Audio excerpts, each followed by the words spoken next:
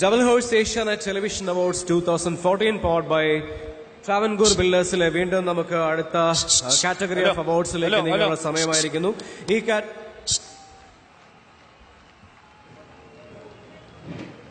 Show ഒന്ന് complete ചെയ്തു. പുള്ളിനെ ഒന്നിങ്ങോട്ട് വിളിക്കണമായിരുന്നു. നമുക്ക് ആ മെയിൻ ആർട്ടിസ്റ്റ് ഇപ്പോൾ വന്നില്ല, ഗസ്റ്റിനെ ഒന്ന് സ്റ്റേജിലോട്ട് വിളിക്കണം. അല്ല, പുള്ളിനെ വിളിച്ചിട്ട് പരിപാടി നടത്തിയാൽ മതി. ഞങ്ങൾ കോഴിക്കോട് നമ്മുടെ പിള്ളേരുണ്ട്, അവർ പിന്നെ കടപ്പുറത്തുനിന്ന് എടുക്കാൻ പറ്റുള്ളൂ, അതുകൊണ്ടാണ് പറഞ്ഞത്. എന്തോ അല്ല, പുള്ളി അത് അത്ര ഇതായിട്ട് നിൽക്കുന്ന കോട്ടൊക്കെ വാടകയാണ്, നമുക്കറിയാം, അതൊന്നും പറഞ്ഞിട്ട് കാര്യം. പ്രിയമുള്ളവരെ, നിങ്ങളുടെ എല്ലാവരുടെയും നിസ്സീമമായ സ്നേഹവും പ്രോത്സാഹനവും പ്രതീക്ഷിച്ചുകൊണ്ട് ആ വിശിഷ്ട വ്യക്തി നിങ്ങളെ കൈയടിക്കുകയാണെങ്കിൽ അദ്ദേഹം ചിലപ്പോൾ കയറി വരാൻ സാധ്യതയുണ്ട്. നല്ല പ്രോത്സാഹനം കൊടുത്താൽ അദ്ദേഹം കയറി വരുന്നതായിരിക്കും. വരവരാ കൂട്ടത്തിൽ നടക്കുന്ന പെണ്ണും ചെറുക്കനും വേണം കയറി വരാനായിട്ട്. ഒന്ന് അറേഞ്ച് കൊടുത്തരാ, ഒന്ന് ചെല്ലു കേട്ടോ.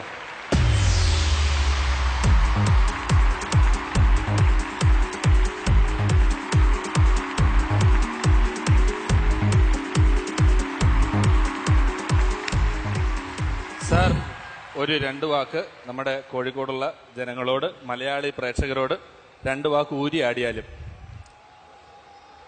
Good evening ladies and gentleman ഇല്ലേ?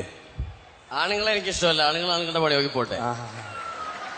അപ്പോ ഈ നന്മയുടെ നാടായ കോഴിക്കോട് കടപ്പുറത്ത് നമ്മുടെ വീട്ടിലെന്നും കടന്നു വരാറുള്ള സീരിയൽ താരങ്ങൾക്കും സംവിധായകർക്കും സാങ്കേതിക പ്രവർത്തകർക്കും ഒക്കെ ഒരു അവാർഡ് നിശ തന്നെ നടത്തി ഇങ്ങനെ നൽകാൻ തുനിഞ്ഞ ഏഷ്യാനെറ്റിന് എന്റെ എല്ലാവിധ അഭിനന്ദനങ്ങളും അറിയിക്കുകയാണ്. അല്ല, അത് എന്തിനാണാവോ ഏഷ്യാനെറ്റിന് ഇങ്ങനെ ഒരു അവാർഡ് കൊടുക്കുന്നതിന് സാറിന്റെ വക പ്രത്യേക ഒരു അഭിനന്ദനം? അത് മനസ്സിലായില്ലേ? ഇല്ല. പെറ്റിട്ട തള്ളക്കോലും കൊച്ചിനറിയാൻ പാടില്ല. ഭർത്താവിന്റെ കാരണത്തെ ആഞ്ഞടിക്കണ ഭാര്യ, സ്വന്തം മരുമോൾക്ക് വിഷം കലക്കി കൊടുക്കണ അമ്മായിയമ്മ, ഈ വക സാധനങ്ങൾക്കൊക്കെ ലോകത്ത് അവാർഡ് കൊടുക്കുന്ന ഏക ചാനല് ഏഷ്യാനെറ്റേ ഉള്ളൂ. അതാ. പിന്നെ ഒരു കാര്യം മനസ്സിലാക്കണം, എനിക്ക് ദുഃഖകരമായൊരു സങ്കടം ഉള്ളതെന്താന്ന് വെച്ചാൽ താരങ്ങൾക്കും സാങ്കേതിക പ്രവർത്തകർക്കും ഒക്കെ അവാർഡ് കൊടുത്തു.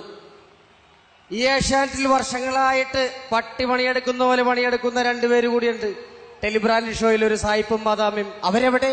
അവർക്ക് അവാർഡുണ്ടോ? അവാർഡ് കിട്ടിയില്ല. അവരെവിടെ ഈ വേദിയിൽ ഇരിപ്പുണ്ടോ? ഇല്ല. ഇനി 2 പരാതി പറയൂ. ഈ ഏഷ്യാനെറ്റിലെ സീരിയലുകളിൽ സാജൻ സൂര്യ എന്ന് പറഞ്ഞൊരുത്തരുണ്ട്. സൂര്യയാണെങ്കിൽ സൂര്യ പോകണം, അല്ലാണ്ട് ഏഷ്യാനെറ്റിലൊന്നും ഇവിടെ സീരിയലിൽ അഭിനയിക്കാൻ പറ്റില്ല. എന്തൊരു വിരോധാഭാസമാണ്. അല്ല, പക്ഷെ ഇപ്പൊ ഒരു നടന്റെ കാര്യം പറഞ്ഞതുകൊണ്ട് ഞാൻ പറയാണ്, നിങ്ങൾക്കറിയാത്തൊരു സത്യം പറയാണ്. ഇദ്ദേഹം ഒരു നിർമ്മാതാവ് അല്ല, അത് പറയണ്ട. അല്ല, ഞാൻ പറയും.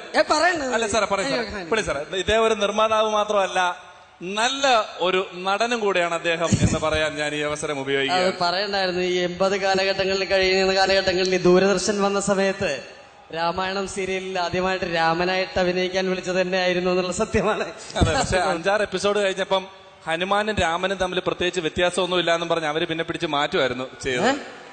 അല്ല, പിന്നെ എനിക്ക് പറയാനുള്ളൊരു കഠിനമായ കാര്യം എന്ന് പറഞ്ഞാൽ ഏഷ്യാനെറ്റ് കാണിക്കുന്ന ഒരു ചതി, ഭയങ്കര ചതിയാണ്.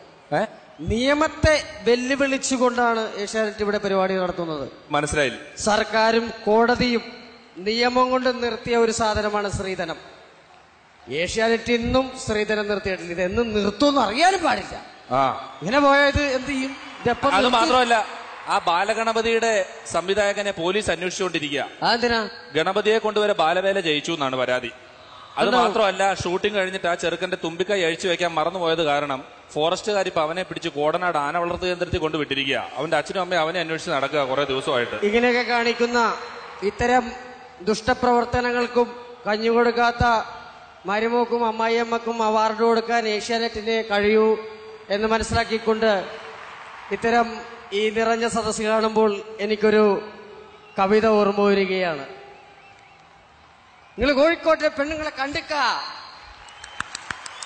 നിങ്ങൾ സ്ത്രീധനത്തിലെ അമ്മായിയമ്മയെ കണ്ടിട്ടില്ലേ? വാ കോഴിക്കോട്ടേക്ക് വാ. പ്രിയമുള്ളവരെ, വന്നതിന്റെ ഒരു ചെറിയ കാര്യം കൂടെ പറയണം. ഇദ്ദേഹം ഉടൻ തന്നെ ഗർഭത്തിന്റെ ഉത്തരവാദിയെ കണ്ടിക്ക എന്ന് പറയുന്ന ഒരു പുതിയ സീരിയൽ ആരംഭിക്കുന്നുണ്ട്.